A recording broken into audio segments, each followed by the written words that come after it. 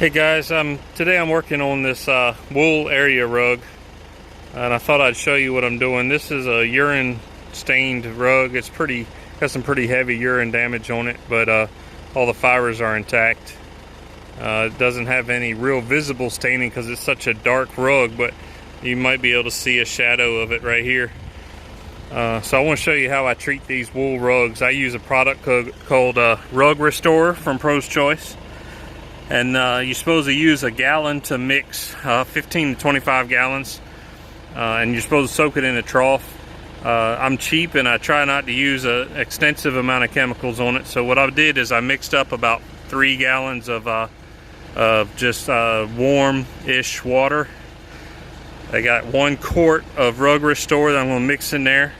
And I'm going to pour it and brush it on the rug. And then we're going to roll it up tight and drop it in a trough until first thing tomorrow, so it'll have a good solid about 12 hours of dwell before we rinse it good and then extract. So that's what we're doing. I'll show you how it turns out and get started.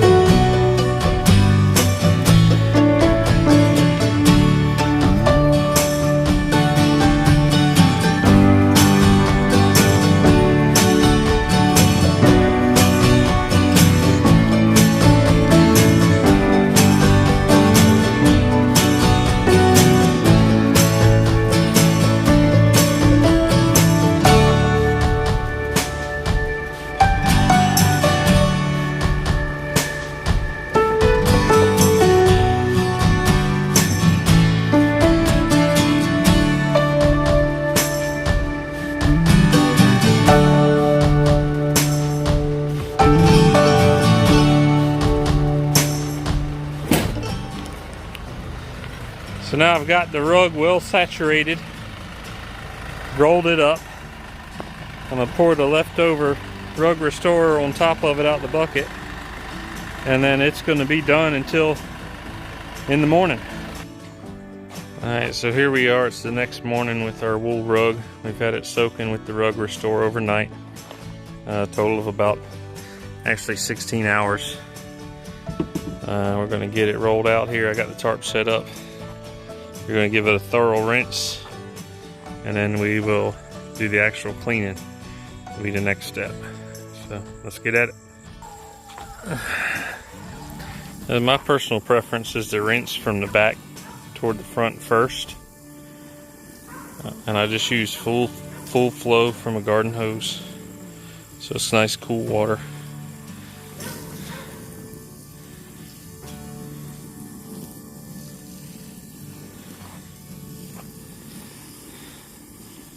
You can see, look at all that urine coming out of there, all that brown.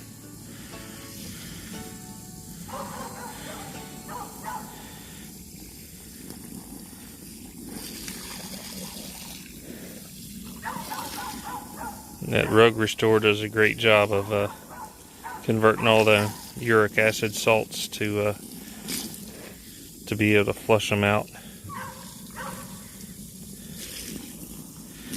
Alright, let's flip it over and do the other side the same way. The amount of urine coming out of this rug is just crazy.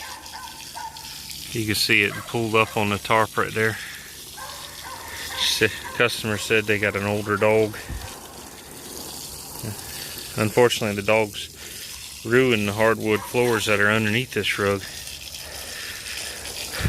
But I think we can save the rug. See all that brown getting flushed out? We haven't started cleaning yet. This is just the urine treatment.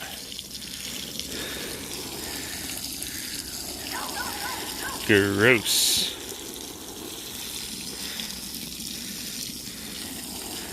Oh man, look at all that. We haven't squeegeed. We haven't used any cleaner. Strictly the Rug Restore treatment.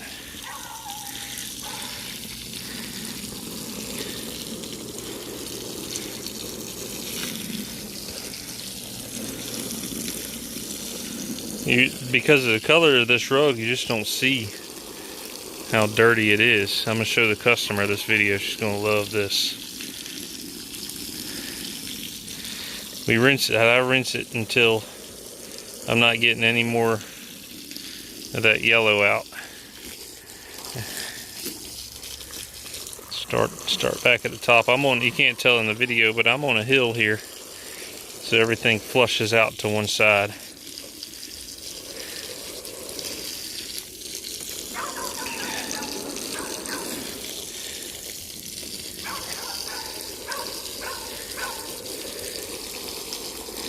Wow.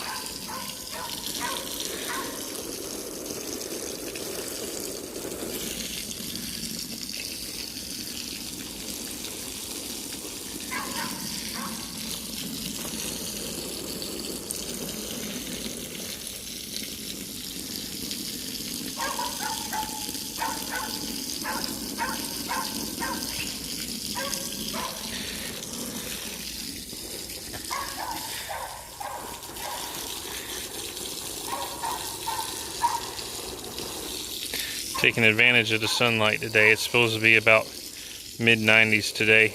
Nice September, South Carolina day. So I'm gonna try to get this rug done where I can let it dry in the sun before I hang it. Take advantage of that free energy, some of God's energy, to dry this thing. This is a really thick rug, and even with the extraction from the world's most powerful truck mount, it'll take a little while to dry. Man, that's something else.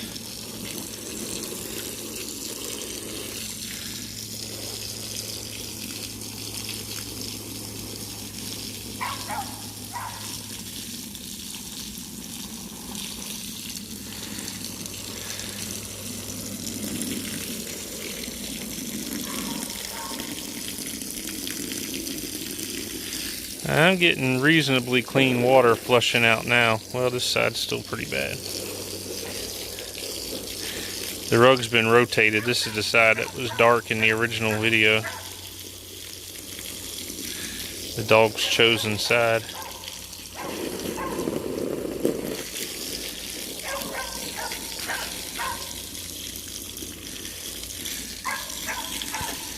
Alright, let's get that brushed out. I like to use the deck brush to remove some of that excess water, because this thing weighs so much I can't get it back in the tub by myself. But we'll get it back in the tub with some shampoo. Let it soak for 20 or 30 minutes. And then rinse and extract. I know a lot of people use squeegees, but I find these big wide deck brushes do a great job of pushing the grossness out. And I'm not worried about it being super dry, because we're still going to wash it anyway.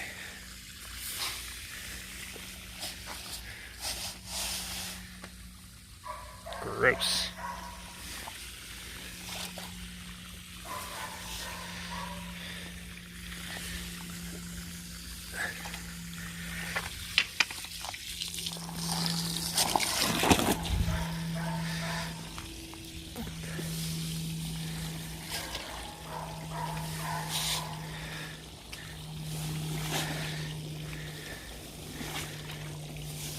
Alright, let's get it in the tub.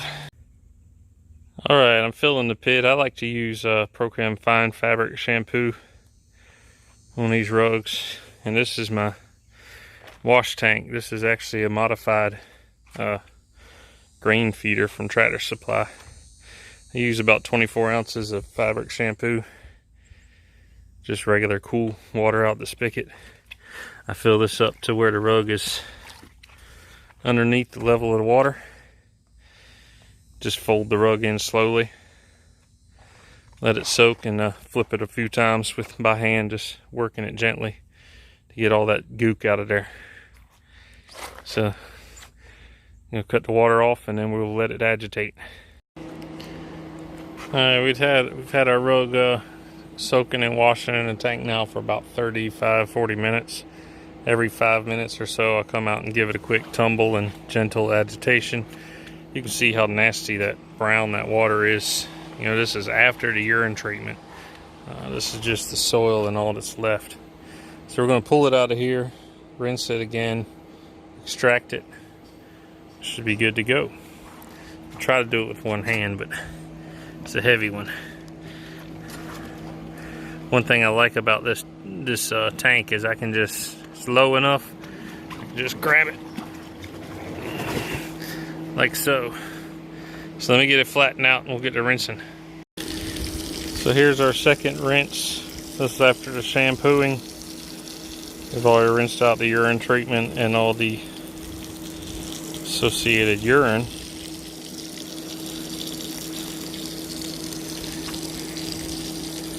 And you can see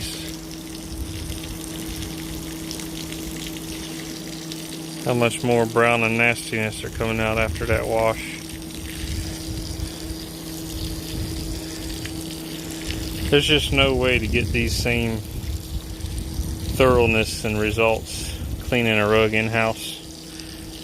That's why when you get a nice rug that you really want taken care of and you really want clean, the only way to do it is to do it in plant. You might be saying, well, hey, I got a water hose at home, why can't I do it? Well, the problem then is getting it dry. Because if you just rinse this thing out and brush the water off, it's going to take days to dry, and wool especially is going to smell like a wet dog forever. So that's really what separates me from just washing it yourself, is the ability to use the correct chemistry and then extract 90% or so of that water back out after it's clean, and then dry it thoroughly. Once I pull it out in the sun, in my shop I have a dehumidifier and fans running, so the humidity in the shop is about 20%, whereas the humidity outside here in South Carolina hovers around 70%.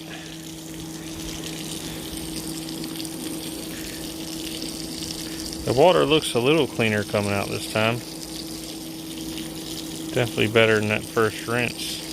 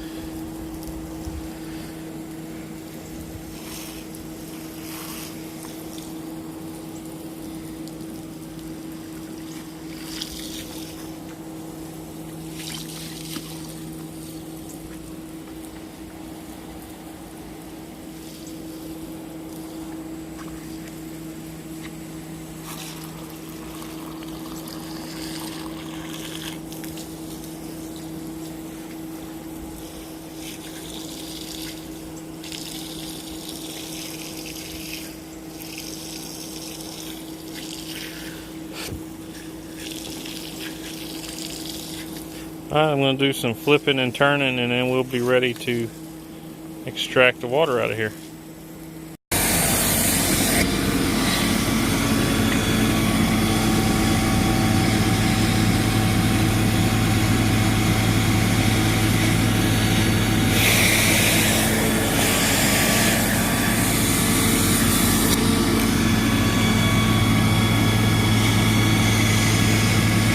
This is really hard to do one-handed, so just showing you that we're going to extract it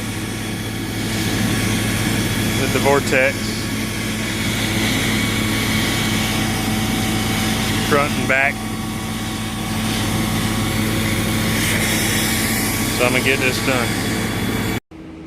Alright, so at this point we're done the extraction. We extracted the front and then flipped it and did the back, and then flipped it and did the front again. So it's about as dry as it can get from extraction. And then we use the wand to groom everything in one direction, all the fibers in one direction. We're gonna let it dry for about an hour, two out here, and then we're gonna treat it with the Maxim fabric protector for fine fabrics. And then we'll finish letting it dry, and hopefully it can go home tomorrow or Monday. So that's it for this rug. I'll bring it back out when we spray the protection down. Let's get it. Alright guys, we're back to finish this rug up. I'm gonna give it a treatment of this Maxim Advanced for Wool fabric protector. What this does, it'll buy the client some time. If their dog does wet on the rug, it'll beat up and give them a little bit of time to get it off before it saturates. And then of course it'll protect against the normal spills and thrills that go on inside a home. It's been out here for a little more than an hour drying. I got stuck watching some college football. It is Saturday, but I got that Maxim Advance mixed up in the handheld pump up sprayer. It mixes 1 to 2, so I got 20 ounces of water, about 10 ounces of Maxim, and then I got my rake ready. Slip my flip flops off, and we're just gonna mist that on there, nice and even coat. You'll see a little bit of that dust and stuff that gets on the rug, but I always vacuum them real well before I send them home, so I don't worry about that stray dust that may blow on there. I've had the fan rolling on it. Just a nice even coat of that. If you apply too much, it'll kind of get stiff, so I'm gonna probably apply about half of what I have mixed up here. And then I'm doing a couch in the shop, so I'll finish up the bottle on that.